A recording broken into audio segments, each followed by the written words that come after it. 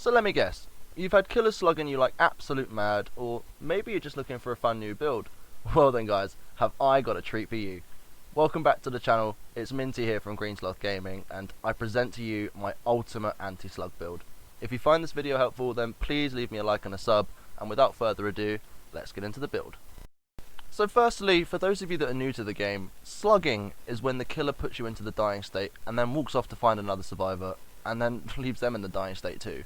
So this build is, well, I think, the ultimate way to counter those kinds of killers.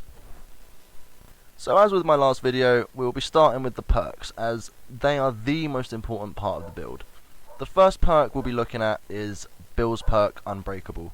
This perk's unlocked through Bill's Blood Web at level 40, and this perk allows you to fully recover from the dying state once per game, but also gives you a 25% speed increase to your recovery speed.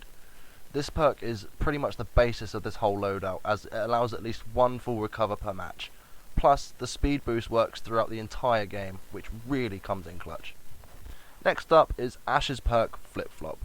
This perk's unlocked through Ash's Blood Web when you get him to level 30, and allows any recovery progress to be converted into a max of 50% wiggle bar progress, meaning that when a killer does eventually pick you up, and you've almost fully recovered, you're also halfway to being off the shoulder and running free once again. However, with that said, I have found Flip Flop to be a better Survive with Friends perk. If you're running this build solo, I'd highly recommend Laurie's perk Decisive Strike. This is unlocked through the Blood Web after reaching level 40 with Laurie, and this perk activates once you've been unhooked, and for 60 seconds afterwards, if you're downed and picked up by the killer, you get a skill check. Hitting that skill check allows you to free yourself from the killer's grasp. This also makes you the obsession, and most killers will be very wary to pick you up, further allowing you to make use of the rest of the perks in this build.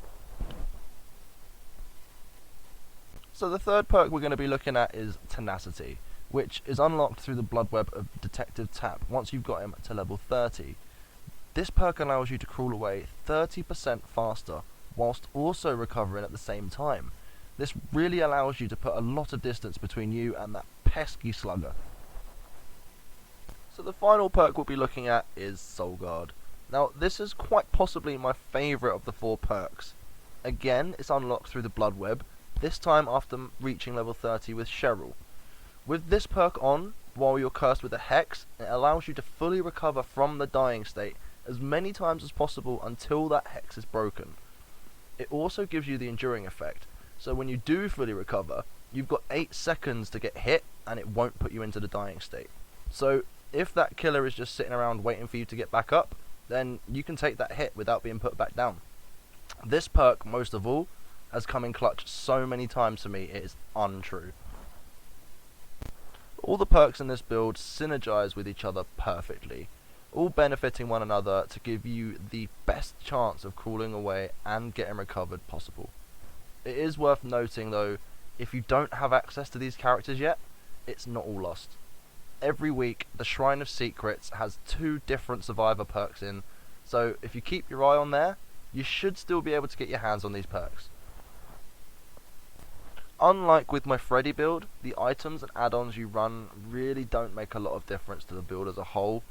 Having the best medkit with either extra charge add-ons or healing speed add-ons will give you an easier time healing while you're protected by Soul Guard, or a toolbox with add-ons for sabotaging hooks will allow for more use of this build's perks by forcing the killer to leave you slugged.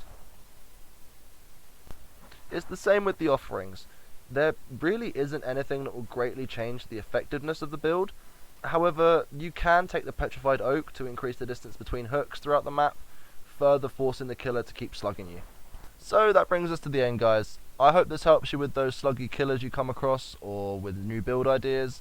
If it does, please leave a like and a sub. All your support really helps me hit my goals. Leave a comment if you've got any other ideas you want to see me cover. And until next time, good luck in the fog. Peace.